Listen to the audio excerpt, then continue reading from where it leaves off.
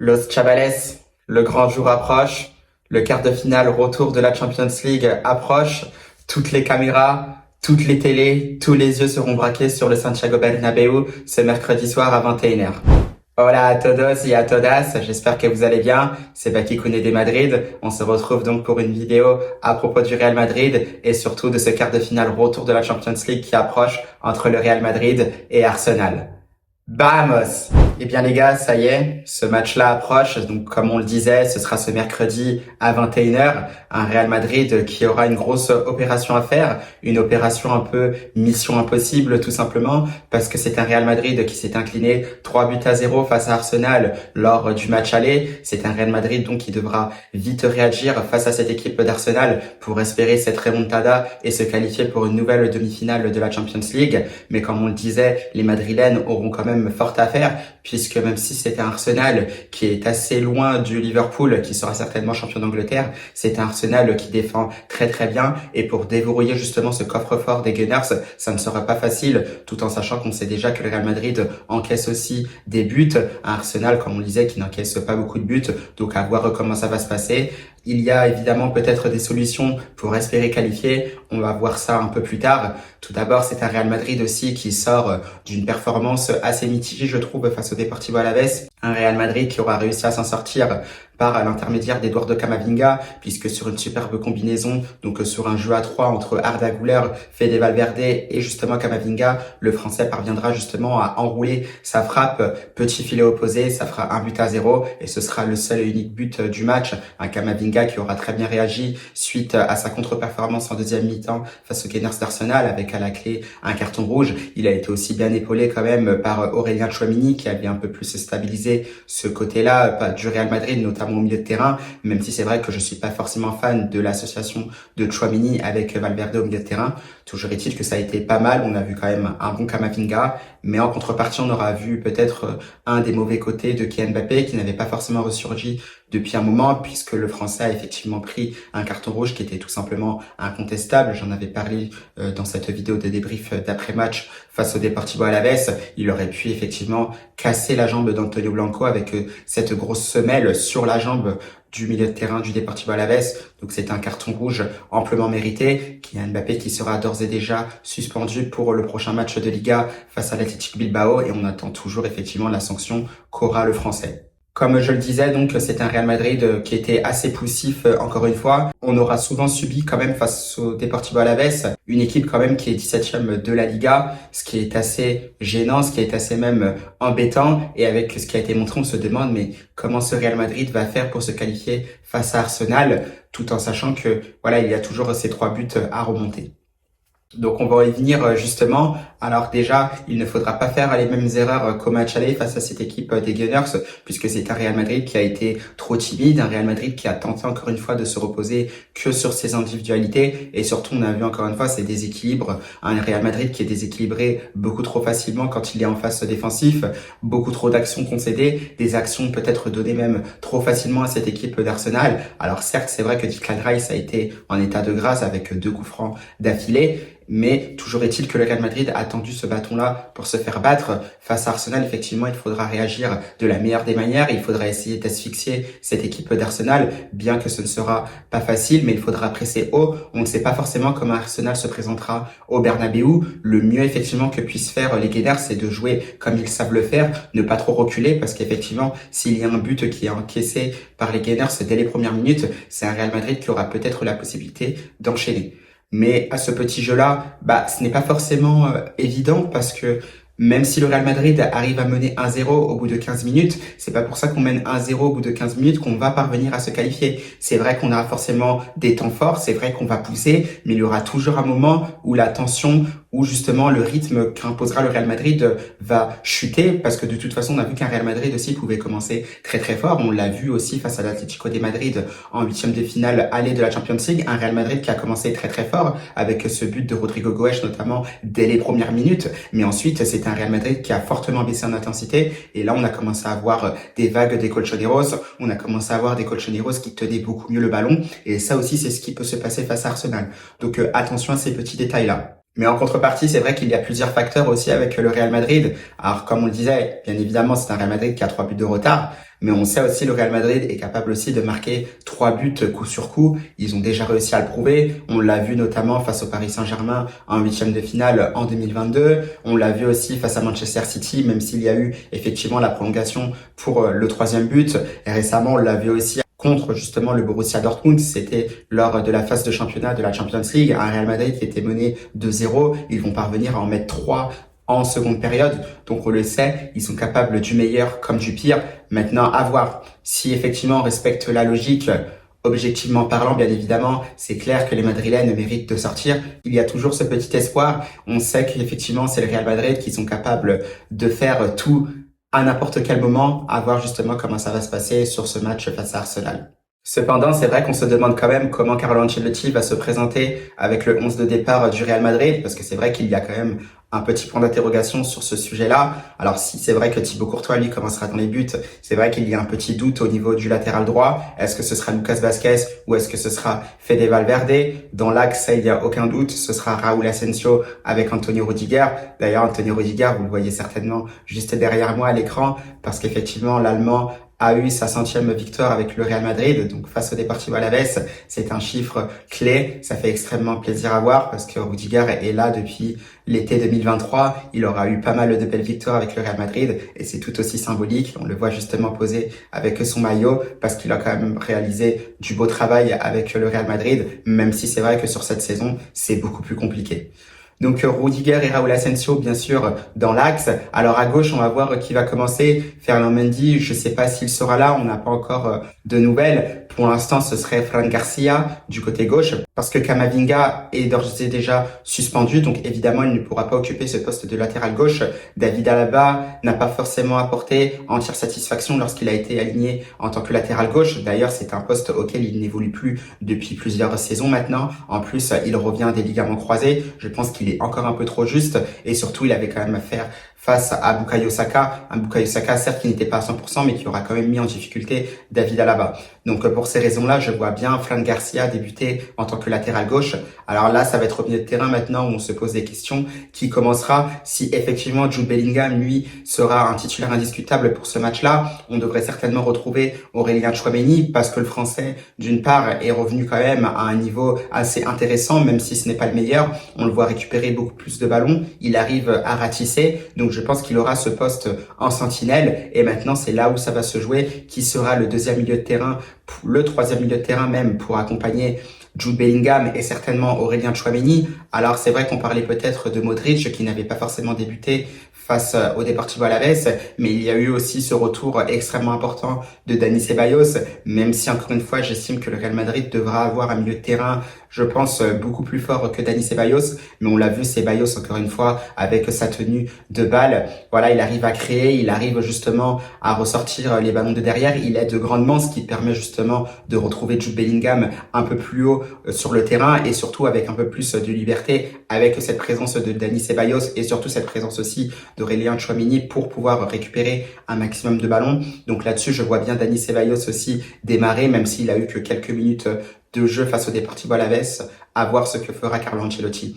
Et normalement, devant, je pense qu'il ne devrait pas y avoir de surprise. On devrait certainement retrouver Vinicius Junior sur son côté gauche, Mbappé qui devra se racheter après justement un match assez mitigé face à Arsenal, un deuxième match assez mitigé aussi face au Deportivo Alavés avec en bonus un carton rouge. C'est un Mbappé voilà qui devra réagir, qui devra montrer justement que c'est un grand joueur et ça on attend de voir comment il se comportera dans ce match face à Arsenal pour espérer une remontada. Et le troisième bien sûr ce sera certainement Rodrigo Goes. Alors c'est vrai que Rodrigo Goes il avait un peu disparu des radars ces derniers matchs. Pour pas dire aussi, c'est vrai que par moments je le vois bien aussi être sur le banc parce que je pense que Brahim Diaz aussi mériterait de commencer les matchs. Alors après Brahim Diaz, c'est vrai que il y a aussi un peu cette rumeur aussi qui sort par moment dans le sens où il arrive justement à bien rentrer dans ses matchs dès lors qu'il entre en jeu. C'est vrai que par moment lorsqu'il est remplaçant, c'est un peu plus difficile. C'est vrai que j'aimerais bien voir un Brahim Diaz qui ait ce déclic justement que dès lors il commence titulaire, voilà, il commence très très bien ses matchs pour justement se mettre en confiance et surtout je pense qu'il a la qualité pour le faire.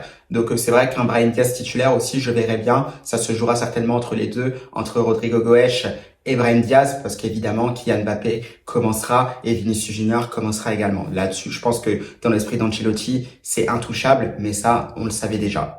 Donc c'est clair que le Real Madrid a évidemment tout pour réussir, même s'il ne peut pas s'appuyer sur l'ensemble de sa saison. Il est clair que les supporters seront là, ils seront là pour les pousser. Maintenant, ça veut rien dire parce que c'est vrai que vous pouvez avoir les supporters avec vous pendant tout le match, mais la vérité, elle est sur le terrain. C'est les joueurs qui jouent. Les joueurs, justement, avec l'aide du public, doivent sortir un gros match pour espérer se qualifier.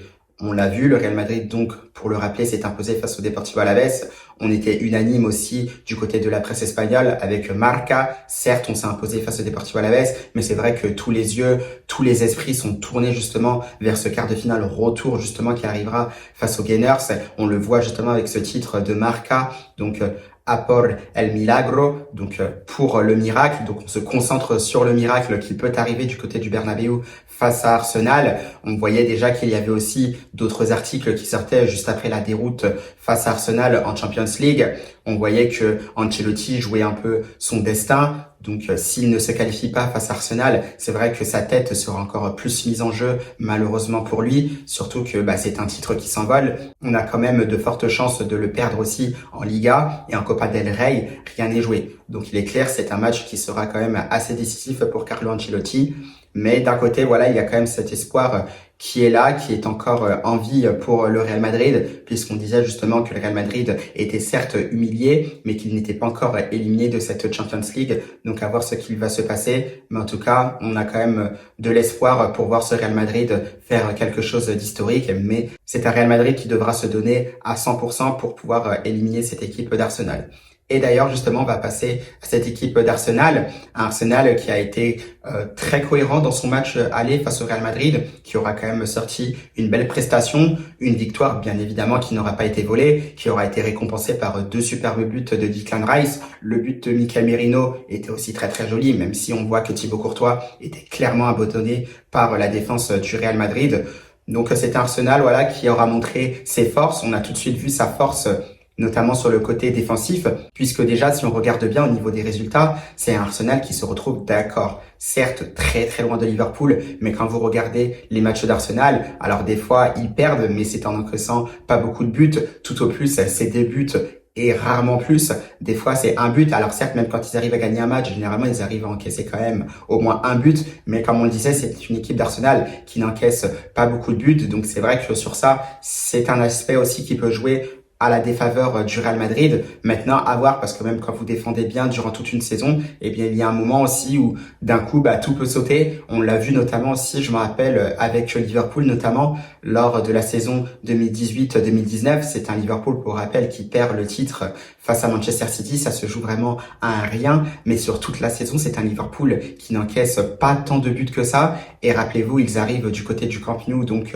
pour une demi-finale aller de Champions League en 2019. C'est un Liverpool qui en prend 3 sur un seul match, alors qu'ils en prenaient que très très peu sur l'ensemble de la saison. Donc ça veut rien dire. À voir maintenant ce qu'il peut se passer, car tout est possible dans le football. Alors ça, c'est le côté effectivement défensif d'Arsenal. Là-dessus, ils sont vraiment très très forts. C'est peut-être une de leurs qualités premières. Alors ensuite, il y en aura un deuxième, c'est qu'on a vu aussi qu'il y avait des latéraux très très performants. On a vu que Timber se projetait et qu'il arrivait aussi à bien contenir Vinicius Junior, même si Vinicius Junior n'est pas dans sa meilleure saison. On voit, c'est assez irrégulier.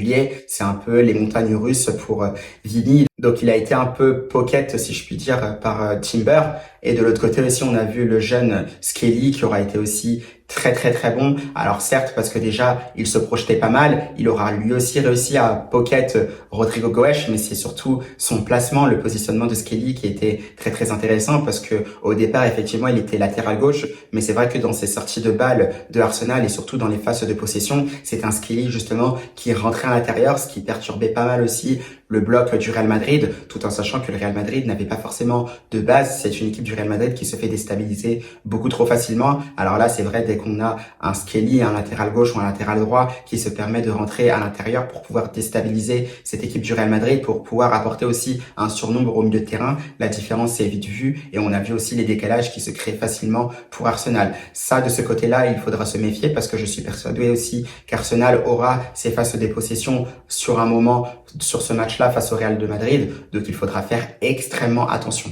Et puis derrière aussi, il y a cette force aussi au milieu de terrain. Si on a vu que ce milieu de terrain était bien épaulé par les rentrées à l'intérieur de Skelly, alors que dire aussi des trois qui sont présents, qui ont été aussi très très bons face au Real Madrid, même si c'est vrai qu'il y en avait un qui était peut-être un peu en dessous. Je vais commencer par celui qui était un peu en dessous, c'était Martin Odegaard. C'est vrai qu'il a été assez discret, même si par moment il a essayé de combiner avec Bukayo Saka, mais c'est vrai que dans la combativité, il a fait aussi des replis défensifs, il a essayé aussi de se présenter dans les derniers mètres. Là-dessus, Odegaard était quand même intéressant, mais c'est vrai il était quand même un peu décevant par rapport à ce qu'on attendait de lui sur ce match-là face au Real Madrid. Mais c'est vrai que ça symbolise aussi les quelques dernières prestations de Martin Odegaard, qui semblerait qu'il soit un peu en difficulté ces derniers temps. Ça s'est vu face au Real Madrid et je l'ai trouvé quand même un ton en dessous des deux justement qui ont été très performants. Bien évidemment, pour commencer, Declan Rice qui aura été omniprésent. Alors ça, je l'avais présenté déjà lors de l'avant-match de ce match aller. Vous pouvez aussi regarder cet avant-match-là qui est disponible sur ma chaîne YouTube.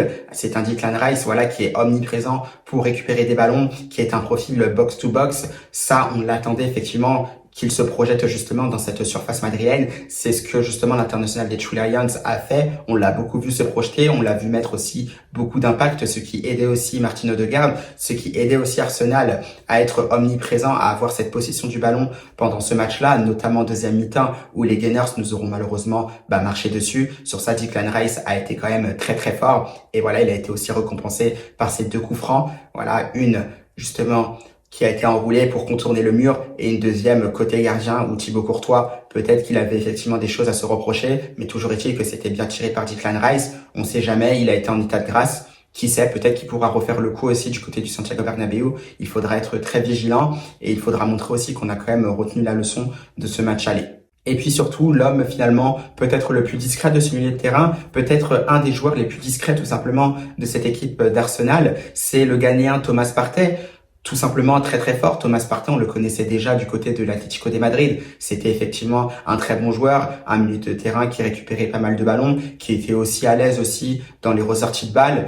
Et tout simplement aussi, on le sait, il a une qualité de frappe aussi assez exceptionnelle. Moi, je l'ai déjà vu aussi mettre de très belles frappes. Donc, c'est un joueur voilà qui aura été très impactant au milieu de terrain. C'est lui justement qui a conditionné un peu les récupérations aussi hautes, notamment de Arsenal, avec l'aide bien sûr de Declan Rice.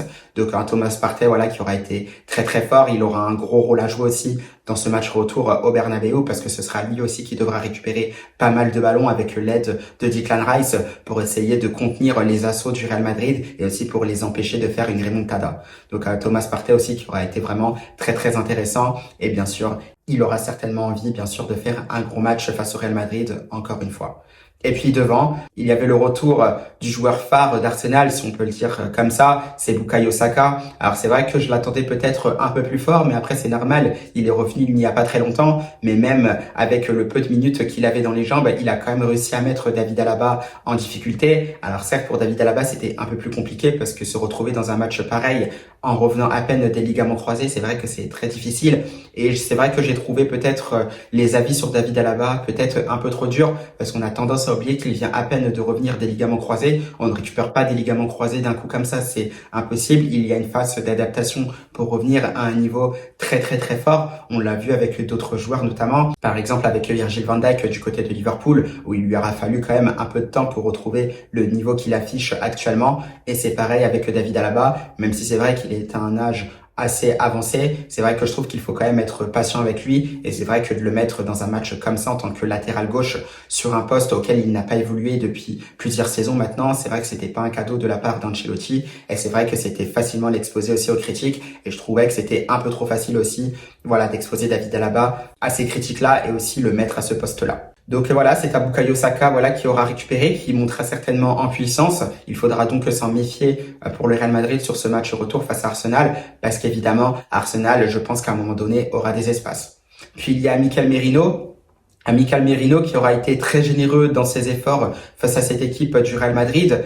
Voilà, il a eu cette occasion-là, même si c'est vrai qu'il aura manqué pas mal d'occasions, notamment sur des centres qui passaient devant le but. On voyait tout simplement que le joueur espagnol n'était pas un attaquant de métier, mais c'est vrai qu'il était bien placé sur une belle action d'Arsenal où il est trouvé en retrait justement. Il met ce ballon d'où il vient, ça va tromper Thibaut Courtois qui sera pris un peu à contre-pied. Là-dessus, Merino aura été récompensé parce qu'il aura été très très généreux dans ce match-là. Et puis il y avait aussi Gabriel Martinelli, aussi un peu plus discret. Il aura essayé de provoquer. Alors certes, c'est vrai que c'était pas facile aussi de passer du côté de Valverde, mais encore une fois, c'était quand même un Brésilien qui aura été aussi intéressant. Il avait essayé de combiner aussi avec ses partenaires. Là aussi, il aura des espaces en contre-attaque. Martinelli, c'est aussi un attaquant qui va très très vite. Il peut aussi profiter des espaces qui peuvent être laissés par le Real Madrid. Donc il faudra faire extrêmement attention. Sachant que sur le banc, ils ont aussi un Leandro Trossard qui peut être intéressant en sortie de banc. À voir aussi, il peut commencer titulaire. À voir parce que finalement, on ne sait pas ce que Mikel Arteta peut nous concocter. Donc voilà pour la présentation d'Arsenal. Comme on le sait, tout est possible dans ce match-là. Le Real Madrid devra très très bien rentrer dans ce match-là. On l'a dit, il y a plusieurs scénarios qui seront possibles. Le premier scénario, je pense que tout le monde se l'imagine un peu. C'est vrai que si le Real Madrid marque dès les premières minutes de jeu, c'est vrai qu'il peut espérer du moins un minimum cette qualification. Maintenant, voilà, c'est un match aussi qui peut prendre beaucoup plus de temps. Un match qui peut se débloquer aussi beaucoup plus tardivement. Peut-être que le Real Madrid peut déverrouiller le coffre-fort d'Arsenal seulement en deuxième mi-temps. À voir, on ne sait pas. Mais ce qui est sûr, c'est que le scénario idéal, c'est que le Real Madrid marque dès les 15-20 premières minutes de jeu pour se mettre en confiance, pour pourquoi pas faire douter cette équipe d'Arsenal, parce qu'on le sait au Real Madrid, quand on joue au Santiago Bernabéu, finalement ça se joue au mental. Arsenal est certes très solide défensivement, mais c'est vrai que tout ça, ça va se jouer au mental. On va voir, peut-être qu'un but, ça peut les faire douter. Tout est possible, à voir ce qu'il se passera. Eh bien, Los Chavales, je pense qu'on a assez parlé. C'est vrai que, comme j'ai pu le voir, il y a une espèce de zumba qu'il y a autour de ce match-là entre le Real Madrid et Arsenal. C'est vrai qu'on se demande si le Real Madrid va finir par s'en sortir encore une fois. Ça, c'est à voir. Comme je disais, nous, on a beaucoup parlé, on a tous nos avis. On pense peut-être que le Real Madrid peut passer. On peut aussi penser que le Real Madrid ne passera pas cette fois-ci. Donc voilà, ce sont que des spéculations. Comme on le disait, comme j'aime souvent le dire, la vérité, elle est sur le terrain. Qui passera entre le Real Madrid et Arsenal? On aura la réponse ce mercredi soir, peut-être aux alentours de minuit, peut-être à 23h, à voir ce qu'il se passera. Eh bien, Los Chavales, c'est la fin de cette vidéo. J'espère quand même qu'elle vous aura plu. Moi, je vous souhaite un bon début de semaine et surtout, on se retrouvera ce mercredi pour un débrief d'après-match de Champions League, donc de ces quarts de finale retour. Eh bien, bonne fin de journée à tous et surtout, à la Madrid!